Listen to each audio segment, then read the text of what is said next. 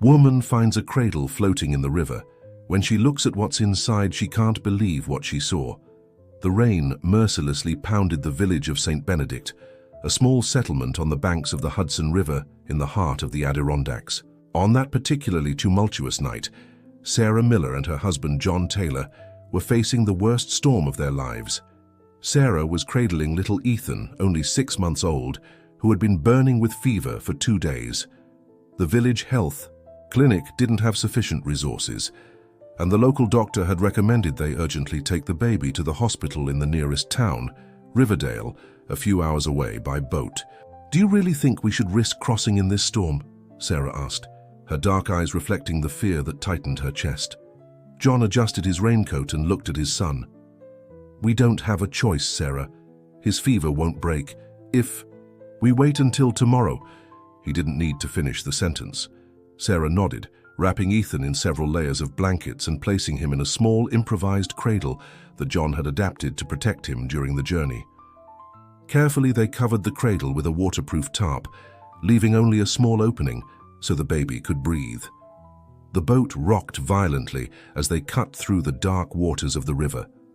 John, the son of fishermen, knew the Hudson like the back of his hand, but on that night, the old river seemed like an enraged stranger. Sarah prayed silently, holding the cradle firmly while John struggled to maintain control of the boat. That's when it happened. A stronger gust of wind, accompanied by an unexpected wave, caused the boat to tilt dangerously. Sarah screamed as she felt the cradle slip from her hands. Desperate, she tried to grab it, but her wet fingers only brushed the fabric. "John! Ethan!" John let go of the motor and lunged toward the cradle, which was already sliding to the side of the boat. For an instant, his fingers touched the wood, but another wave hit the vessel. The cradle was thrown overboard, falling into the churning waters. "No!" Sarah's scream tore through the night as she tried to throw herself after her son. John held her back, knowing she too would be swept away by the current. "Stay in the boat, I'll get him!" John dove into the dark waters, swimming desperately in the direction where the cradle had disappeared. The rain prevented any visibility, and the current pushed him away. He fought against the force of the water, submerging and emerging several times, shouting his son's name. But the river had already carried Ethan far away. About 20 miles from there, in the elegant mansion of the Morgans, situated in a gated community by the Hudson River near Riverdale, Emma Morgan was watching the storm through the window of her office. At 38, Emma was a woman with a commanding presence, owner of one of the largest luxury resort chains in the Adirondack region. "Still working at this hour?" Her husband, Jack Morgan's voice sounded from the doorway. Emma didn't take her eyes off the rain. "I can't sleep with this noise, and I have that presentation for the investors tomorrow." Jack approached, placing his hands on his wife's shoulders. "You should rest. I know this project is important, but your health comes first." "It's more than a project, Jack. It's the chance to expand internationally." She finally turned to face him, her face marked by fatigue and something deeper, a sadness that not even professional success could erase. Dear listener, if you're enjoying the story, take a moment to leave a like and subscribe to the channel. It really helps us newcomers. Now continuing, Jack knew that expression well. After 3 failed attempts at in vitro fertilization and 2 miscarriages, doctors had told Emma that her chances of getting pregnant were practically nil. For a woman who had always dreamed of being a mother, that diagnosis had been devastating. "I'll make you some tea," offered Jack, gently kissing her forehead. When he left, Emma went back to contemplating the storm. The sound of the rain brought her a strange feeling of melancholy. She had built an empire, but what did it all mean without a family to share it with? A movement on the riverbank caught her attention. Something was floating near the small pier on the property. Intrigued, Emma grabbed a flashlight and, sheltering herself with an umbrella, went down to the edge of the river. What she saw left her paralyzed. A small wooden cradle, partially covered by a tarp, had washed up among the rocks. Inside, to her complete amazement, was a baby. He was wet and cold but breathing. "My God!" she exclaimed, taking the child in her arms. The baby opened his eyes, deeply dark eyes that seemed to penetrate her soul. In that instant, Emma felt something inexplicable. as if the universe was answering her prayers. Without thinking twice, she ran back to the house. "Have you lost your mind, Emma?" Jack couldn't believe what he was seeing. "We need to call the police immediately." "He was abandoned, Jack, thrown into the river during a storm." Emma held the baby against her chest, protecting him like a lioness. "Whoever would do such a thing deserves to lose him." "You don't know what happened. It could have been an accident. The parents must be desperately searching for him." "And what if they're not? What if they really abandoned him?" Emma looked at the baby, who was now sleeping peacefully after being fed and warmed. "Look at him, Jack. It's a miracle he survived." Jack ran his hand through his hair, exasperated. "Emma, this is kidnapping. We can't just keep a baby we found." "I'm not saying we should keep him forever," Emma lied, knowing deep down that was exactly what she wanted. Just until we find out what happened. He's sick, needs care. We can take him to the hospital tomorrow." But Emma didn't take him to the hospital the next day, or the day after that. With each passing day, the baby, whom she had begun to call William, captured more space in her heart. And each day, the idea of giving him up seemed more unbearable. After 2 weeks, when news of a baby who disappeared during the storm reached the local newspapers, Emma made a decision that would forever change the course of many lives. She convinced Jack to move to Chicago, claiming she needed to be closer to her company's headquarters. "It will be temporary," she assured him, "just until we resolve this situation." Jack, who deeply loved his wife and understood her pain, reluctantly agreed. Deep down, he too had become attached to the child that fate had placed in their arms. But unlike Emma, he knew that this happiness was built on a lie that sooner or later would exact its price. 5 years passed. In St. Benedict, Sarah Miller watched the river from the window of her small house as she did every day since she lost Ethan. Her body was there, but her heart and mind remained on that fateful night, endlessly searching for her son in the waters of the Hudson. John appeared at the door, his sad eyes observing his wife. "Sarah, you didn't sleep again, did you?" Sarah didn't respond immediately. Her fingers caressed a small teddy bear, Ethan's favorite toy. Today, he would be 5 years and 6 months old. John approached, hugging her from behind. In the first months after Ethan's disappearance, they had almost separated. Guilt, pain, and grief consumed them in different ways, creating a chasm between them. But eventually, they found each other again, united by hope that refused to die. "He's alive, John, I feel it." Sarah turned to face her husband, her eyes shining with an inexplicable certainty. "Kevin's mother gave me the contact information for an organization in Chicago that helps find missing children. I want to go there." John hesitated. It wasn't the first time that clues or possibilities had emerged. They had already traveled through riverside communities, visited orphanages, followed rumors of found children. Each frustrated search reopened the wound that had never completely healed. "Chicago is far away, Sarah, and expensive. We can't just drop everything and go." "I'm not asking you to come with me," Sarah replied, determined. "I know you can't abandon your work. I can go alone." "No way are you going to Chicago alone," protested John. "Look, let me see if I can take a few days off.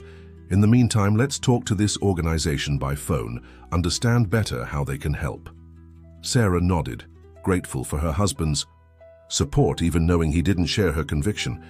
For John, the loss of Ethan had been a tragedy they needed to accept to move forward. For her, it was an unfinished story. What neither of them imagined was that, more than 1,000 miles away, in an elegant mansion in Lake Forest, an upscale suburb of Chicago, a 5-year-old boy was waking from another disturbing dream. A dream with turbulent waters and the face of a woman he knew he should recognize but couldn't remember. William Morgan jumped out of bed and ran to the window. The storm falling over Chicago made him uneasy. The sound of heavy rain had always awakened strange sensations in him, not exactly fear, but a kind of anguish, as if he harbored a memory his conscious mind couldn't access. "William? What are you doing awake, my love?" Emma appeared at the door wrapped in a silk robe. "I had the dream again, Mom." He ran into his mother's arms, seeking security. "With the pretty lady who cries." Emma felt a chill. It wasn't the first time William had mentioned those dreams. At first, she tried to ignore them, believing they were just childish fantasies, but over time, the details became disturbingly specific. "It was just a dream, sweetheart." She hugged him tight, as if she could protect him not only from nightmares but from the truth they might hide. "Let's go back to bed, okay? The lady in the dream looks like the picture Dad has in his office," William commented innocently as he allowed himself to be guided back to his room. Emma froze. What picture? The picture of the sad lady with the baby, the one that was in the newspaper. Emma's blood ran cold. She knew exactly which picture William was talking about. Years ago, Jack had kept a newspaper clipping about the baby who disappeared in the Hudson River. The article included a photo of Sarah and John, devastated, holding a picture of Ethan. "When did you see that picture, William?" she asked, trying to keep her voice calm. "One day when Dad was working, I went to play in his office and saw the box with old newspapers." Emma tucked William into bed, disguising her nervousness. "We'll talk about this tomorrow, okay? Now you need to sleep so you'll have energy for your birthday party." As the boy closed his eyes, Emma left the room with her heart racing.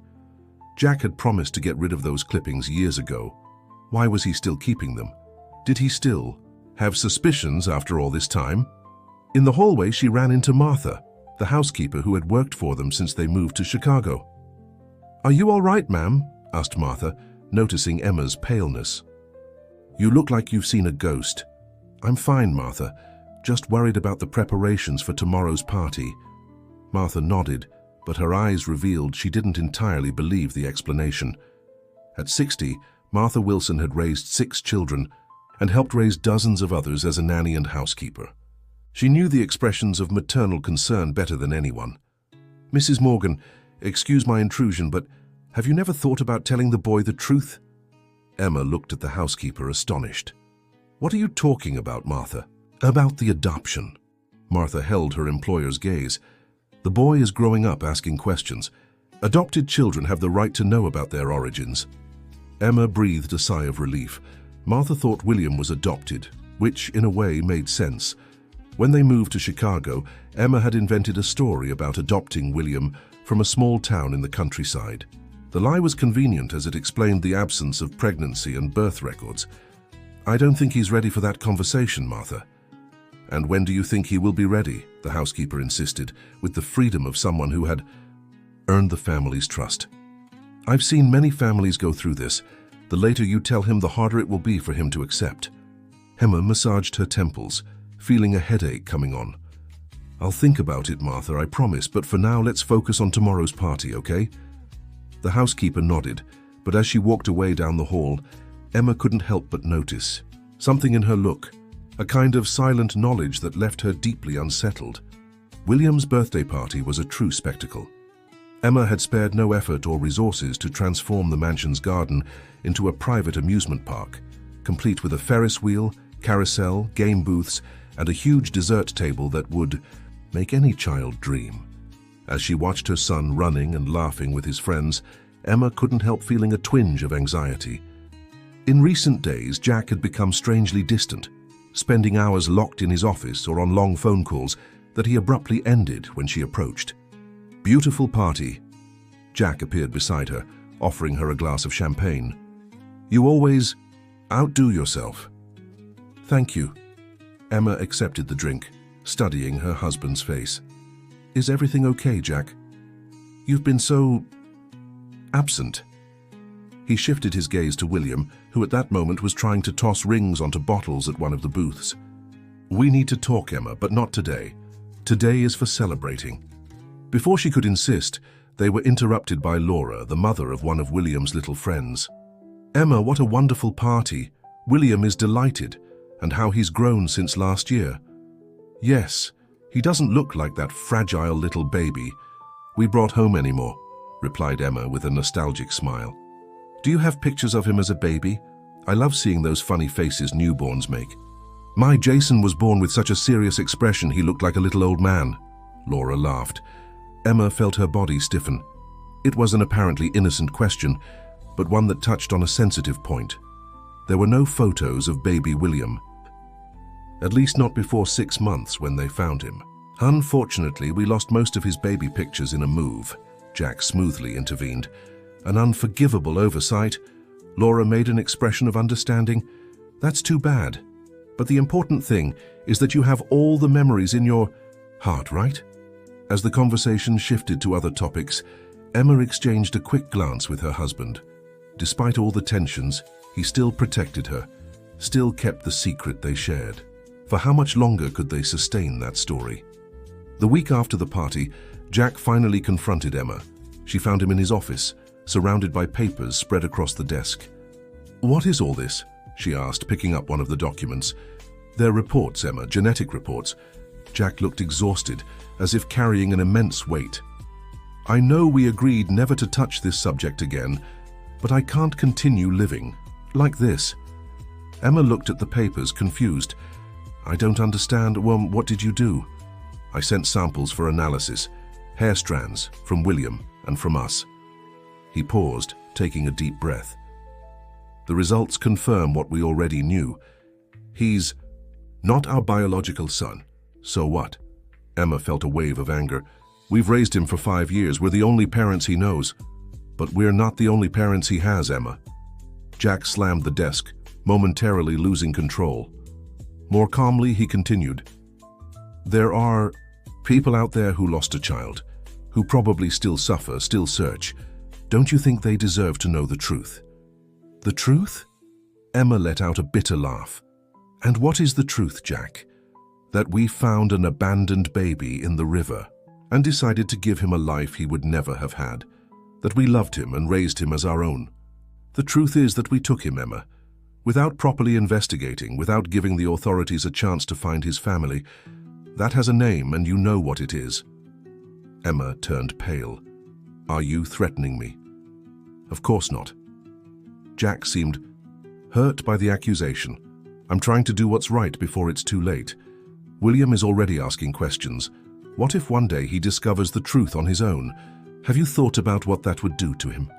Emma collapsed into a chair, feeling as if the world was crumbling around her. "What do you want me to do then? Go to the police and confess everything? Say that I kept a boy away from his family? For 5 years? Ask to be arrested and lose everything we've built?" "I want us to find a middle ground," replied Jack, softening his tone. "I've hired a private investigator to locate William's biological family, discreetly. If we find them, we can contact them, explain the situation, maybe reach an agreement." "An agreement?" Emma looked at him incredulously. "What kind of agreement?" "I don't know, Emma. Maybe shared custody, supervised visits, something that allows William to know his roots without completely tearing him away from the life he knows." Emma was silent for a long moment, digesting the proposal. Finally, she asked, "And if we don't find anyone?" "Then we move forward, but this time doing everything legally. We regularize the adoption, tell William the truth in a way he can understand." She nodded slowly. "How long does the investigator need?" "A few months, maybe. He's already following some leads. The most promising is a case from 5 years ago of a baby who disappeared during a storm on the Hudson River." Emma's heart accelerated. So there were still records of that case. There was still a family searching. "All right," she finally agreed, "but on one condition. Everything must be done with the utmost discretion. I don't want William to be exposed or for this to affect his life in any way." Jack agreed, visibly relieved. "Thank you, Emma. I know it's not easy, but I believe we're doing the right thing." As she left the office, Emma tried to convince herself that she believed that too. But deep down, she knew she would do anything to keep William, even if it meant sabotaging the investigation she had just authorized. In a simple diner in downtown Chicago, Sarah Taylor anxiously waited. After years of searching, she had finally managed to save enough money to travel to the Windy City and meet personally with the American Association for Search and Defense of Missing Children. "Mrs. Taylor?" A middle-aged woman with graying hair and a gentle expression approached her table. "I'm Rebecca Harris, coordinator of AASDMC. We spoke on the phone." Sarah stood up, shaking Rebecca's hand with emotion. "Thank you for meeting me, Mrs. Harris. You don't know how much this means to me." Rebecca sat down and ordered coffee for both of them. "First of all, I want you to understand that our work is difficult and often frustrating. I can't promise immediate results or guarantees of success."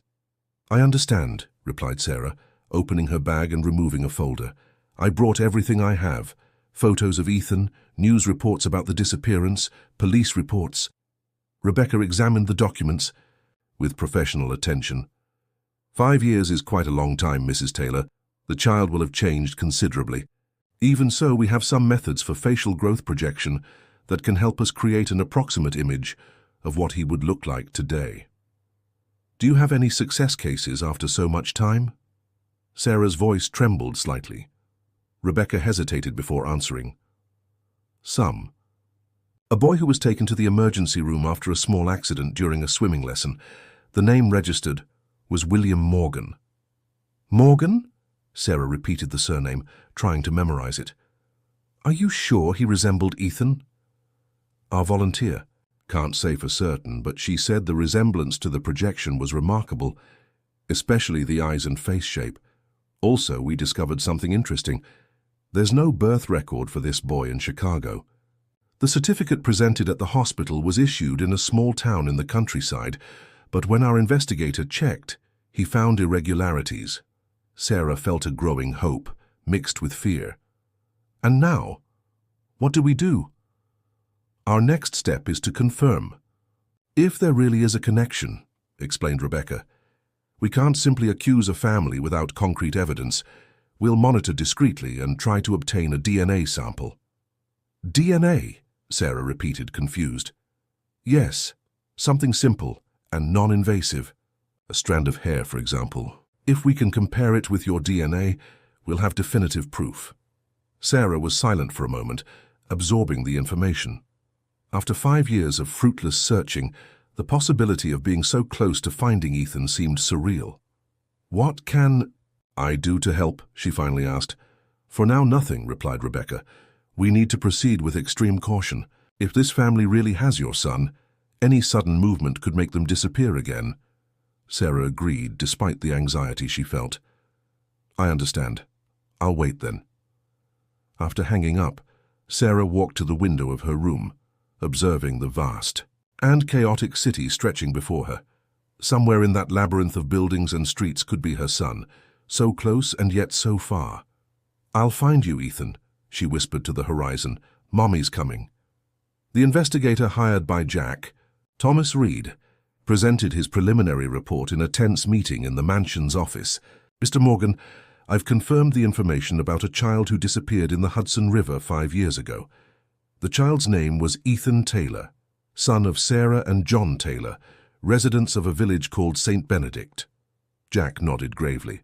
"And you believe it could be—" "The dates match perfectly, sir, and the baby's description too. What concerns me is that I discovered something else. The child's mother is currently in Chicago, working with a missing persons organization." Jack turned pale. "Does she know about William?" "I can't say for certain, but there are indications that someone may have recently contacted her, sending some kind of clue." "Someone? Who?" Thomas hesitated. "I don't have that information, sir, but I suggest extreme caution. If this woman discovers where her son is, she will certainly take legal measures." Jack ran his hand over his face, suddenly looking older and more tired. "I need to talk with my wife. In the meantime, continue monitoring the situation. I want to know exactly what this woman is doing in Chicago and what resources she has at her disposal." "There's one more thing, Mr. Morgan," added Thomas, looking uncomfortable. "The organization that's helping Sarah Taylor, the AASDMC, has strong connections with the police and judiciary. If they gather enough evidence to open a formal investigation—" "I understand," interrupted Jack. "Thank you, Thomas. Please keep me informed of any developments." After the investigator left, Jack remained in his office, contemplating his options.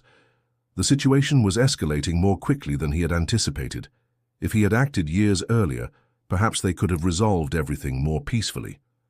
Now they faced the real possibility of a public scandal, criminal charges, and worst of all, the trauma this would cause William. With determination, he picked up the phone and dialed the number of his trusted attorney. He needed to understand exactly what the legal consequences would be and what options remained. Emma immediately noticed something was wrong when Jack entered her room that night. His face carried an expression she knew well, the same one he had when he needed to deliver difficult news to clients in his law firm. "The investigator found William's family, didn't he?" she asked without preamble. Jack nodded, sitting on the edge of the bed. "The biological mother is in Chicago, Emma, and there are indications that she's getting closer." Emma's world seemed to collapse. How is that possible after so much time? Someone may have contacted her, sent some clue. Emma froze, immediately remembering Martha's strange behavior in recent weeks. "The housekeeper," she whispered. "What?" "Martha. She's been acting strangely, asking questions about William, always seeming about to say something important." Emma stood up abruptly. "I'll fire her immediately." Jack held his wife's arm. "Calm down, Emma. We can't be sure. It was her. And even if it was, firing her now would only create more suspicion." "Then what do you suggest? Mainly when there's a concrete clue or a new element in the investigation." "I have that." Sarah rummaged in her bag again, taking out an envelope. "I received this 2 weeks ago. No return address, postmarked here from Chicago." Inside the envelope was a small toy, a colorful plastic rattle in the shape of a fish. It was Ethan's favorite toy. It was with him the night when... Sarah couldn't finish the sentence. Rebecca examined the object with renewed interest. "This changes everything, Mrs. Taylor. It means someone knows where your son is, or at least has information about what happened to him." "That's what I thought," agreed Sarah, with a mixture of hope and apprehension. "But who would send this? And why? If they know where Ethan is, why not tell me directly?" "There are many possibilities," pondered Rebecca. "It could be someone afraid to get directly involved, someone who knows something but isn't certain, or someone who's testing my reactions," completed Sarah, "to see if I'm still looking." Rebecca nodded, impressed with the woman's insight. In her years working with families of missing persons, she had learned to recognize the tireless determination of mothers who refused to give up, and Sarah Taylor was certainly one of them. "I'll reopen your case immediately, Mrs. Taylor, and I'll assign our best investigator to work on it." Sarah felt a wave of gratitude. "How can I thank you?" "Don't thank me yet," replied Rebecca, storing the rattle in an evidence envelope. "Thank me when we have Ethan back in your arms." What neither woman knew was that the envelope had been sent by Martha, the Morgans' housekeeper. After years, witnessing William's silent suffering with his recurring nightmares and discovering the truth through conversations overheard between Emma and Jack, the housekeeper had decided it was time for the truth to come to light. William was restless. Since his birthday party, something had changed at home. His parents whispered in conversations, stopping their discussions when he entered the room, and there was that strange man who sometimes visited his father in the office, a man with dark glasses who always looked at William with curiosity. That afternoon, while playing in the garden under Martha's supervision, William noticed something different in the housekeeper's behavior. "Martha, why are you sad today?" The lady smiled, surprised by the child's perception. "I'm not sad, child. Just thoughtful." "Thinking about what?" "About how life takes turns," she replied vaguely. "Sometimes we do things thinking we're helping, but end up complicating everything." William furrowed his brow, trying to understand. "Like when I wanted to help Mom make a cake and spilled flour all over the kitchen." Martha laughed, despite herself. "Something like that, yes. Mom got angry, but then she explained how to do it right." William threw a small ball against the wall, catching it on the rebound. "She said making mistakes is part of learning." "Your mother is a very intelligent woman," agreed Martha. Then, seeming to make a decision, she added, "William, if one day you discovered something important about yourself, something that changed the way you see your life, would you want to know?" The boy stopped playing, thinking seriously about the question.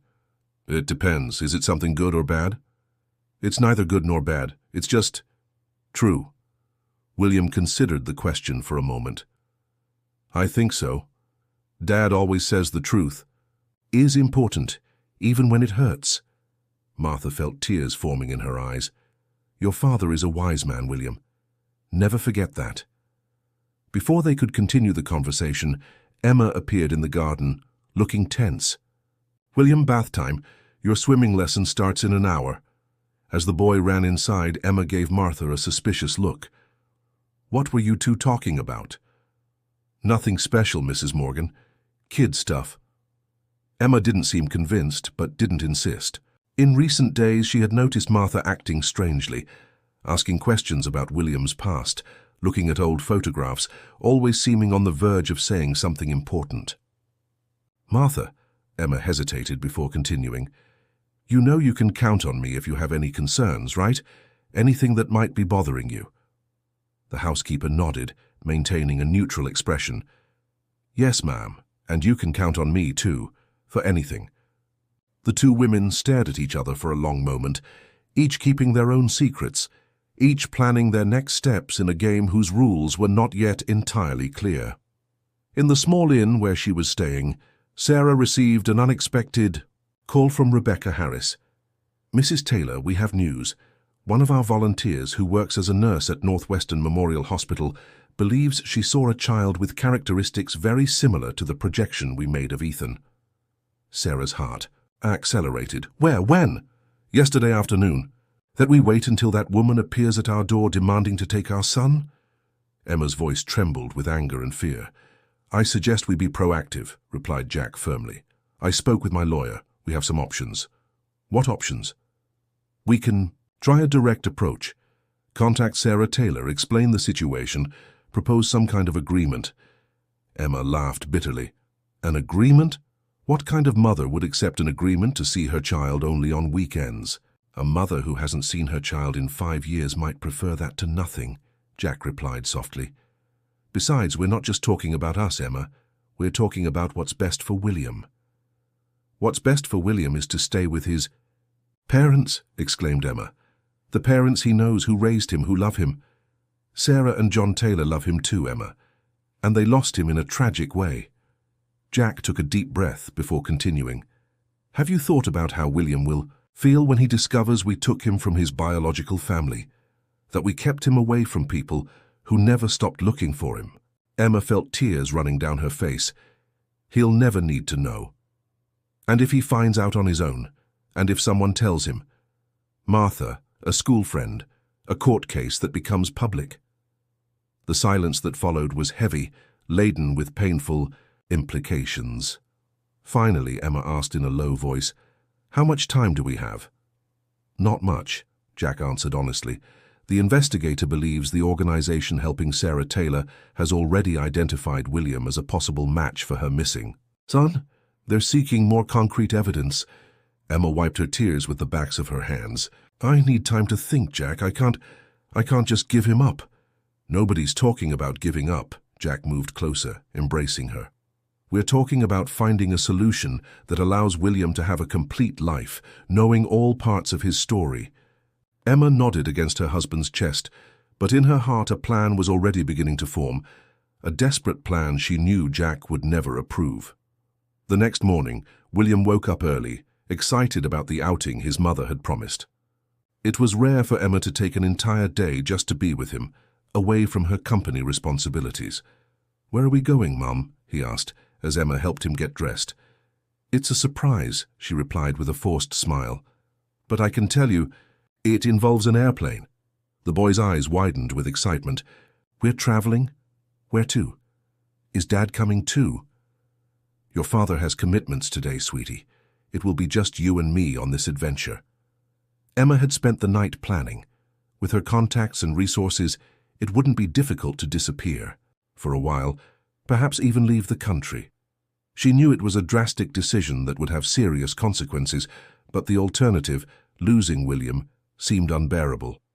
While preparing a small suitcase with the essentials, her phone rang. It was Jack. "Where are you?" he asked, his voice tense. "I called your office and they said you cancelled all your meetings today."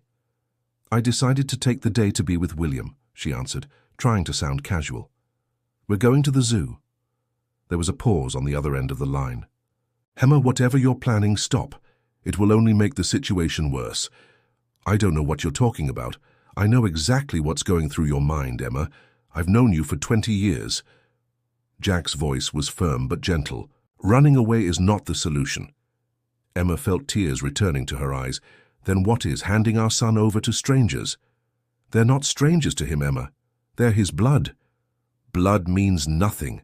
Love is what matters. She struggled to keep her voice low so William wouldn't hear. Then prove your love is genuine, challenged Jack. Do what's best for him, not what's easiest for you. The words hit Emma like a punch. For a moment she couldn't respond. Come. Home, continued Jack more softly. Let's solve this together as a family. Emma hesitated, looking at William, who was eagerly waiting by the door, his little superhero backpack on his shoulders. I'll think about it.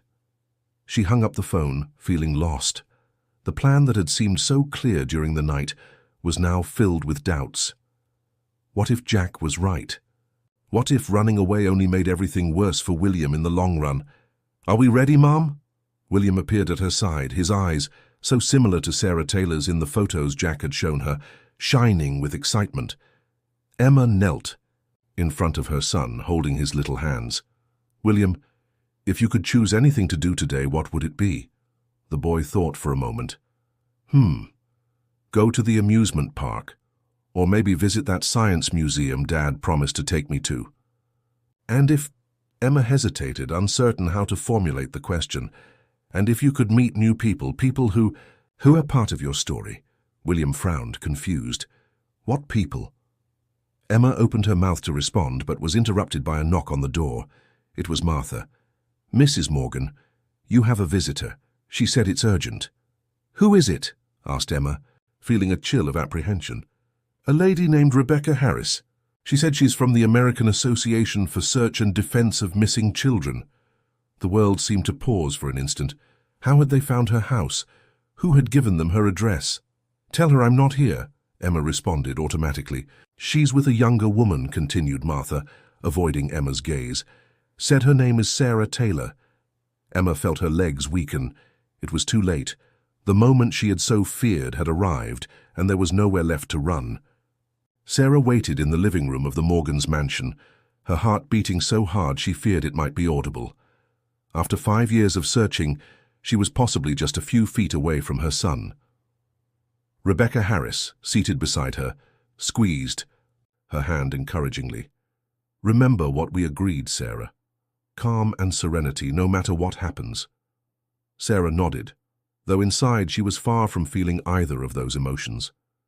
When she decided to accompany Rebecca on this visit, she knew it would be difficult. But now, sitting in that luxurious room, facing the possibility of finally reuniting with Ethan, or suffering another crushing disappointment, she felt on the verge of collapse. The living room door opened, and Emma Morgan entered, followed by a tall man whom Sarah presumed was her husband, Jack. There was no sign of any child. Mrs. Harris, Mrs. Taylor, Jack began, assuming a formal tone. My wife informed me about your unexpected visit. How can we help you? Rebecca took the gay lead, maintaining a professional posture. Mr. Morgan, we appreciate you receiving us. We're here regarding an investigation into the disappearance of Ethan Taylor, Mrs. Sarah's son, which occurred 5 years ago on the Hudson River in New York State. And what does that have to do with us? Asked Emma, her voice trembling slightly. We have reason to believe that your son William may actually be Ethan Taylor, Rebecca replied directly. We would like to request your cooperation for a DNA test that could confirm or rule out this possibility. The silence that followed was dense, filled with unspoken emotions. Finally, Jack spoke. Mrs. Harris, there's no need for a DNA test. My wife and I know that William is not our biological son, Sarah gasped, bringing her hand to her chest. Rebecca remained impassive, but her eyes narrowed slightly. Jack, exclaimed Emma, shocked by her husband's direct admission. There's no more hiding, Emma, he replied calmly. It's time for the truth. Turning to Sarah, he continued, Mrs. Taylor, 5 years ago during a heavy storm, my wife found a baby in a small cradle that had washed up near our property on the Hudson. There was no identification, no way to know who it belonged to. The baby was feverish, seemed abandoned or lost. Sarah covered her mouth with her hands, tears freely streaming down her face. It was him. It was Ethan. At the time we decided to care for him temporarily, continued Jack. My wife, who had always dreamed of being a mother but couldn't have children, developed an immediate bond with the child. When we learned of the disappearance, we had already moved to Chicago, and Emma, she couldn't separate from him. You stole my son. Sarah's voice was low but filled with deep pain. It wasn't like that, intervened Emma, desperate. I saved him. He was sick, abandoned. I loved him, cared for him as if he were my own. He is my son, exclaimed Sarah, losing her composure. I never abandoned him. We lost him during a storm while trying to take him to the hospital. We spent 5 years looking for him, 5 years of agony, not knowing if he was alive or... She couldn't finish the sentence, overcome with emotion. Rebecca embraced her, offering silent support. Jack seemed genuinely affected by Sarah's suffering. Mrs. Taylor, there are no excuses for what we did. I can only say that at the beginning, we truly believed we were doing the right thing.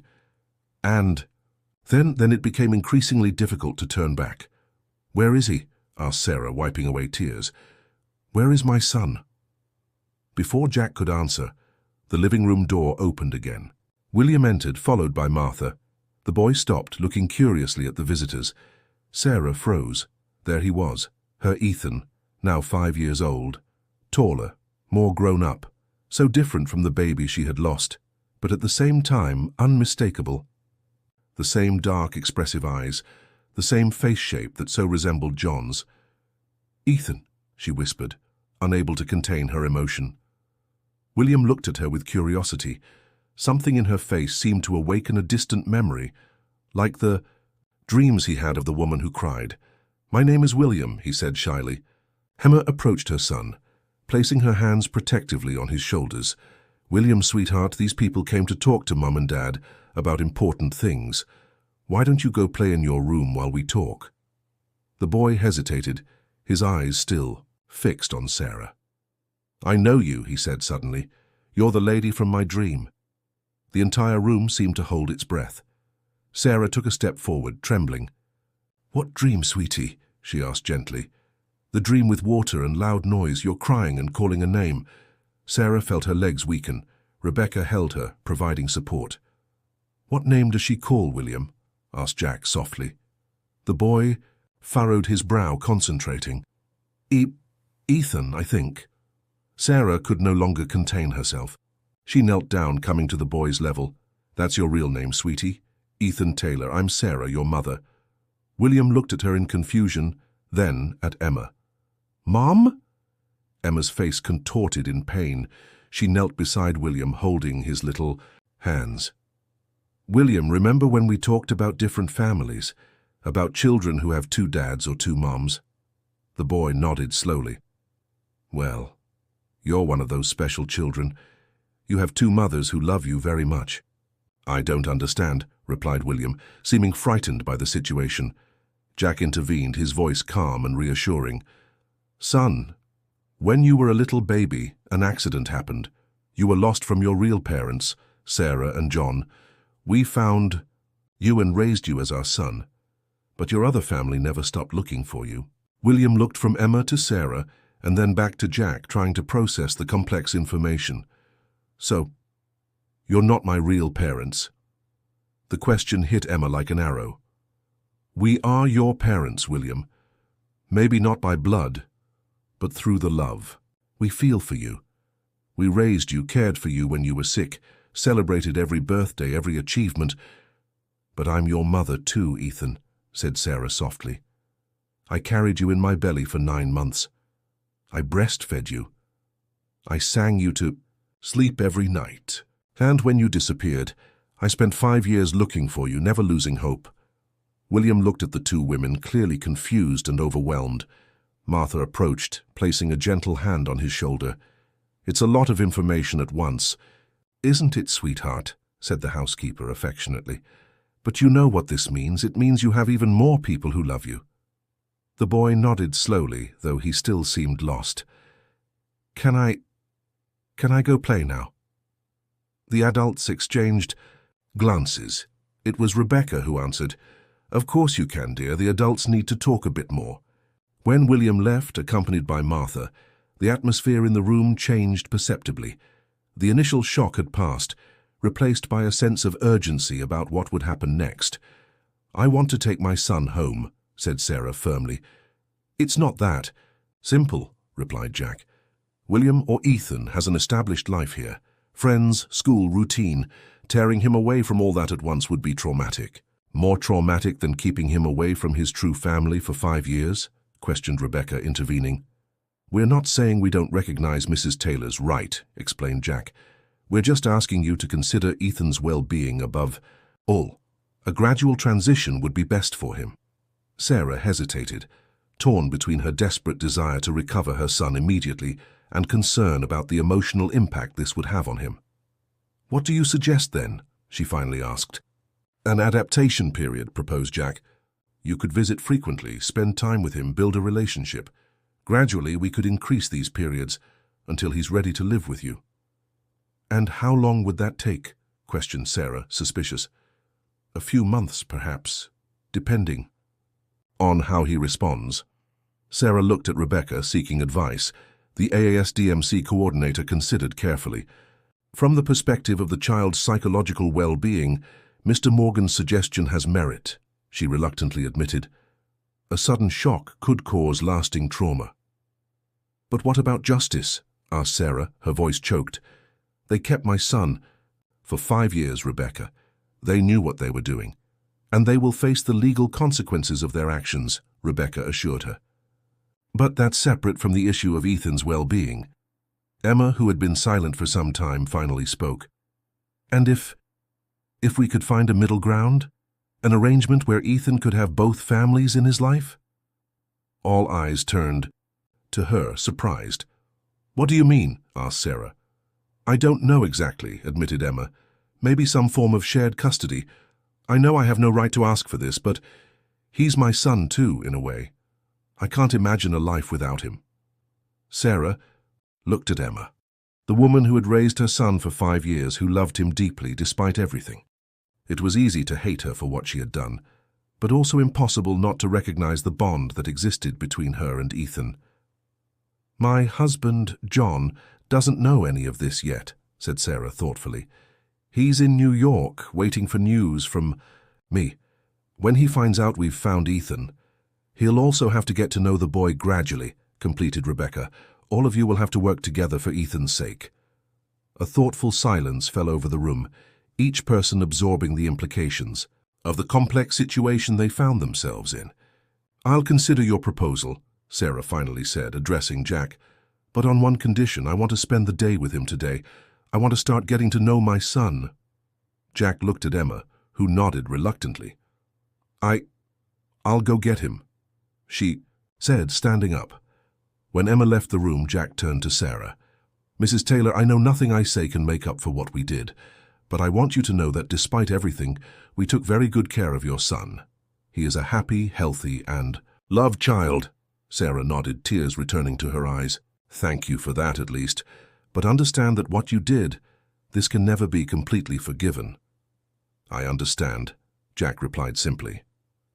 The following months were a period of profound transformation for everyone. As agreed, Ethan began spending time with Sarah, first just a few hours, then entire days, and eventually complete weekends. John came from St. Benedict to Chicago, and the meeting with his lost son was emotional for both. Ethan, surprisingly, adapted well to the idea of having 2 families. Children, in their innocence and natural flexibility, often handle complex situations better than adults might imagine. Legally, the situation was resolved through an agreement mediated by the juvenile court. The Morgans admitted their mistakes, and in exchange for reduced sentences and the possibility of maintaining contact with Ethan, agreed to return legal custody to the biological parents. Emma and Jack moved from Lake Forest to an apartment closer, to the small house that Sarah and John rented in Chicago. The proximity facilitated Ethan's visits, which occurred regularly, usually on weekends. The most difficult moment was when Ethan finally moved permanently to his biological parents' house. There were tears, many from Emma, who, despite everything, had learned to accept the situation. But there were also promises that the separation wouldn't be complete, that the bonds built over 5 years wouldn't simply be cut. On one particularly special Sunday, the two families gathered to celebrate Ethan's 6th birthday. It was the first time they had celebrated together, and initially there was discomfort and tension in the air. But seeing Ethan smiling, running, between the adults calling both Sarah and Emma Mom, though with subtly different intonations, something changed. A silent understanding that, however irregular the beginning of that story, the ending didn't need to be marked only by hurt and resentment. "He seems happy," commented John, watching his son play with the cousins who had come from New York for the celebration. "Yes," agreed Sarah, intertwining her fingers with her husband's. "I think we're doing the right thing." On the other side of the garden, Emma observed the scene with mixed emotions. Jack approached, offering her a glass of lemonade. "Are you okay?" he asked. Emma nodded, surprising herself with the sincerity of the response. "I am. It's not what I imagined, but maybe it's what should be."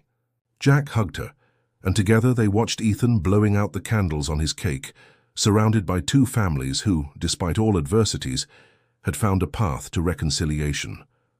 2 years later, Ethan, now 8 years old, sat on the porch of his parents' house in St. Benedict.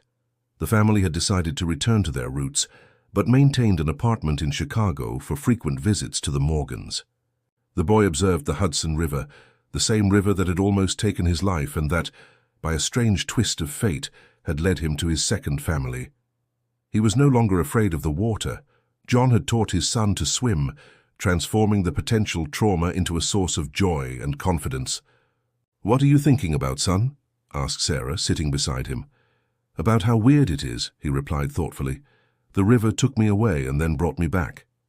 Sarah smiled, putting her arm around her son's shoulders. "Life sometimes takes strange turns, doesn't it?" Ethan nodded, pensive. "Mom, do you still get sad when I think of Aunt Emma as my other mom?" Sarah hesitated only for an instant. "No, Ethan. Aunt Emma loves you very much, and she took care of you when I couldn't. I'm grateful to her for that." The boy smiled, satisfied with the answer. In recent years, he had learned that love could take many forms and that families could be built in unexpected ways. "They arrive tomorrow for the party, right?" he asked, referring to the Morgans who would come to celebrate Ethan's birthday. "Yes, and Aunt Emma said she's bringing that chocolate cake you love." Ethan smiled widely. "That's cool. I'm going." "To show Uncle Jack the new boat Dad is building." Sarah watched her son run into the house, excitedly announcing the imminent arrival of the visitors. She remained on the porch for a few more minutes, contemplating the river that had been both the source of her greatest pain and, indirectly, of her greatest joy. The path to forgiveness had not been easy, and perhaps it would never be completely finished.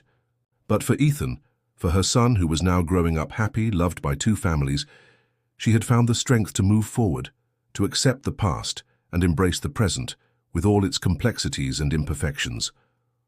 On the horizon, the sun was beginning to set, painting the sky in shades of orange and purple. A new day would come tomorrow, a day of celebration, of family, of love that transcended blood ties and the scars of the past. The end of the story. So friends, what did you think of this story of encounter, separation, and reconciliation? Destiny has mysterious ways, doesn't it? Do you believe Sarah did the right thing by allowing Emma to remain in Ethan's life? Or would you have made a different decision? Tell us in the comments which part of the story touched your heart the most and which region of the United States you're following from. Don't forget to leave that special like and, of course, subscribe to the channel so you don't miss other touching stories like this one. Your support is essential for us to continue bringing these narratives that make us reflect on love, forgiveness, and the complexities of life. Thank you very much for your company.